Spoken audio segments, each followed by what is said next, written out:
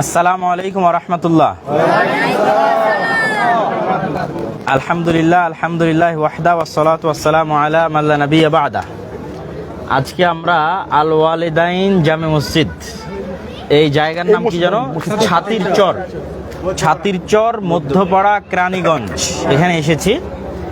যদিও মসজিদ প্রায় দীর্ঘ 19 এটা কত সালে প্রতিষ্ঠা লেখা আছে?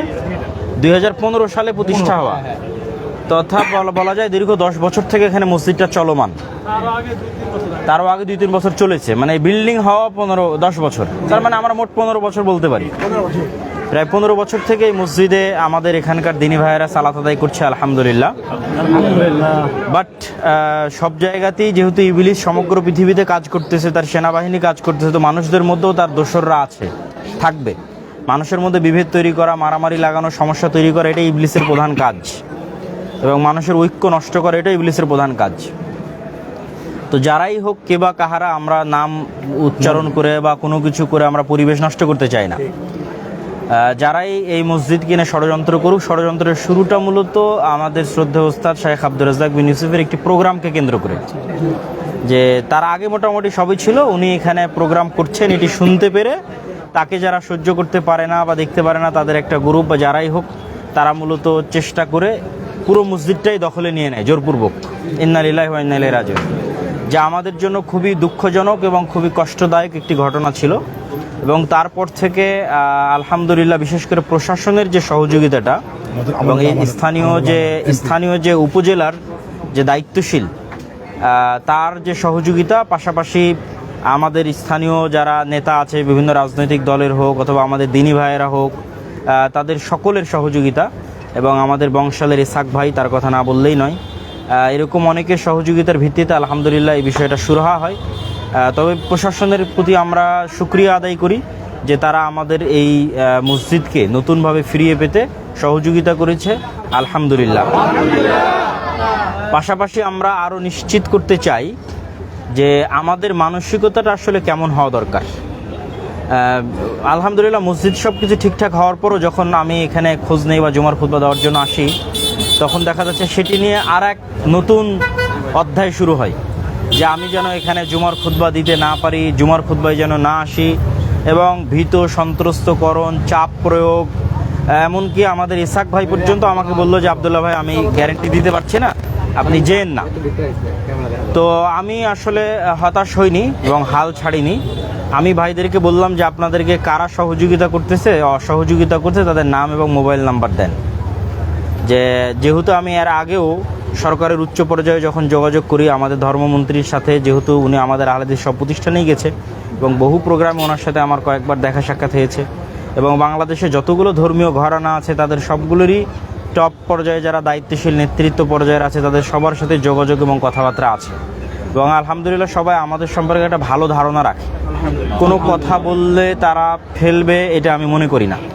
তো সেই কনফিডেন্সের জায়গা থেকেই মূলত আমি এখানে আসতে চেয়েছি এবং আসার বিষয়ে অটল থেকেছি।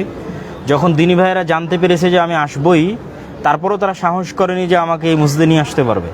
তখন তারা এখান থেকে 10-12 কিলোমিটার দূরে আর একটা মসজিদ এবং মাদ্রাসা, সেখানে যেন আমি জুমার খুতবা দেই সেটার ব্যবস্থা করেছে তারা, এবং সেটা আমাকে জানানোও হয়েছে। এবং রাস্তায় যখন এখানে এসে পৌঁছি তখনও তারা একই কথা বলেছে।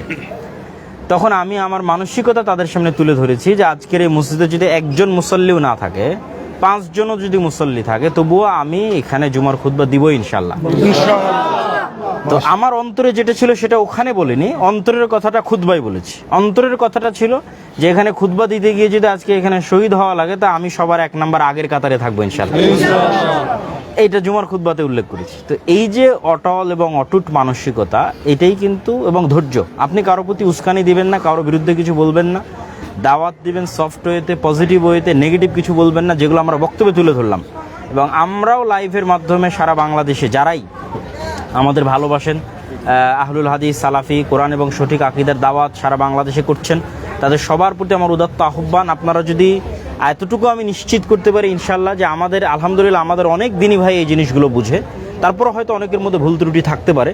আমরা যদি উস্কানিমূলক কোনো কথা না বলি, কাউকে আঘাত করে তুই বেদাতি, তুই মুশরিক, এই ধরনের কিছু না বলি, পজিটিভ ওয়েতে ভাই এটা সত্য, এটা হক, এটা সুন্নাত, এটা তাওহীদ, এই পজিটিভ ওয়েতে রাসূল সাল্লাল্লাহু আলাইহি ওয়াসাল্লাম এবং আল্লাহ সুবহানাহু ওয়া তাআলার কথা বলে যদি দাওয়াত দেই, তা আমি বিশ্বাস করি যে এই জুলাই আগস্ট পরবর্তী বাংলাদেশে কোথাও আমাদের দাওয়াতি কাজে কোনো সমস্যা হবে না ইনশাআল্লাহ। আর যদি সমস্যা হয় তো আজকে যেমন জীবনের রিস্ক নিয়ে আমি এখানে উপস্থিত হয়েছি, আমার এতটুকু ওয়াদা থাকলো জাতির কাছে, বাংলাদেশের যে জায়গায় সমস্যা হোক আপনারা যোগাযোগ করিয়েন। আমি আব্দুল্লাহ বিন আব্দুর রাজ্জাক আমার সর্বোচ্চটা কি নিজের জীবন দেওয়া, সর্বোচ্চটা দিয়ে সেখানে সত্য প্রতিষ্ঠা করার চেষ্টা করবো ইনশাআল্লাহ। তবে আপনাদের দাওয়াতি কাজ বাধাগ্রস্ত হবে কখন? যখন আপনারা নিজেরাই সত্যবাদিতা, ন্যায়পরায়ণতা এগুলো থেকে সরে আসবেন। মিথ্যা ঢুকে যাবে, আমানতের খেয়ানত ঢুকে যাবে, গ্রুপিং হবে, বিভেদ হবে। এই জিনিসগুলো যখন ঢুকবে তখন দেখবেন যে আপনার দাওয়াতি কাজের বরকত হারিয়ে গেছে। বাহিরের কোনো ষড়যন্ত্র, কোনো জুলমের কারণে দাওয়াতি কাজ বন্ধ হবে এটা আমি বিশ্বাস করি না। তো এই উপদেশ এবং এই নসিহত থাকলো, এবং জাতির কাছে আজকে আমি এখানে দাঁড়িয়ে এই মর্মে ওয়াদাবদ্ধ হলাম, যেখানেই বাধাপ্রাপ্ত হোক আমি সেখানে আমার সর্বোচ্চটা দিয়ে সহযোগিতা করার, উপস্থিত হওয়ার চেষ্টা করবো ইনশাআল্লাহ। আল্লাহ আমাদের এই ঘোষণা এবং এই চেষ্টাকে কবুল করুক, আল্লাহুম্মা আমিন। আল্লাহ আমাদের এই মসজিদকে কবুল করুক, আল্লাহুম্মা আমিন। কিয়ামত পর্যন্ত অত্র অঞ্চলে পবিত্র কোরআন এবং হাদিসের দাওয়াত চলমান থাকুক, সেই তৌফিক আল্লাহ দান করুন। এই বলে আমার সংক্ষিপ্ত বক্তব্য আজকে এখানেই শেষ করছি। ওয়া আখিরু দাওয়ানা আলহামদুলিল্লাহি রাব্বিল আলামিন। আসসালামু আলাইকুম ওয়া রাহমাতুল্লাহি ওয়া বারাকাতুহু। ভাই এই জায়গাটা একটু ক্লিয়ার